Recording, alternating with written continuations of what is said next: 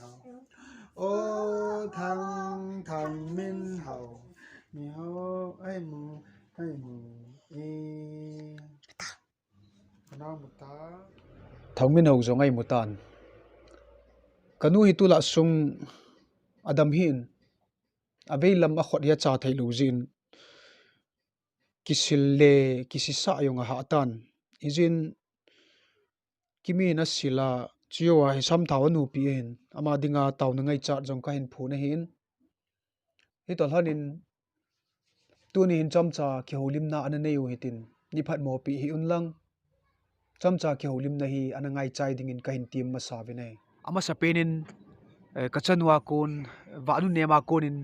la khat an ngai hoitin hi chu aman abai hat pen jisu mel hoi ti hin hi chu kan sa ding hi e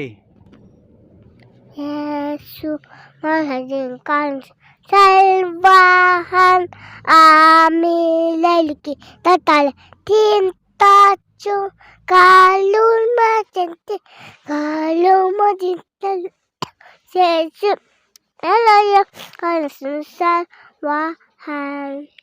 ki pa piute ma kho khot bengo thieme tun lai ngai ta vin iki holim na diwa ning ching themin bible chang thu chi sunga kun hin sim do hano thu chi bung somni le thum chang somni langa nanu na pa ki thangat pi thei ta inumin nanu ki pa sa jing jingi thu chi bung somni le thum chang somni langa ki pa pi ki rute thieme sa am ba nu ning ching thema kun in bible chang ingai ta vin ibon chawa ding in pathina velin phat thei ei bu pi ki du hanlang tunin kanam sunga khangtha te khangdong te ho inui pa ki thangat pi thei na a hin khu imanova akipa na hin khu mang ding in ikitil khowin tu lai khangdong tam ta hi khulai veng lai awang pha in sunga phalo tam ta anu pa se ngai lu tam ta omin hi chu hi zolovin wangi chan theina ding le phat thei chan theina ding in bible thu hil tolhonin inui pa se ngaya inui pa ki thangat na hin khu mang ding in kanam khangtha te ho ka hin til kho no movin hi chi hi ke ma hla sam ta le ke ma hinglal ta hi zongleng mabana wangi chanova ahung lung ding khanga phat thei chan theina divin bible a ki ji hi chi inui pa ki thangat na hin khu mang chi ding in khangtha te ho ka hin til kho win ipi hi zongle ikitil kho nau chomcha hi pathirin i ho zo sia ding in phat thei ibu pi tawhan ka ki pa e Yesu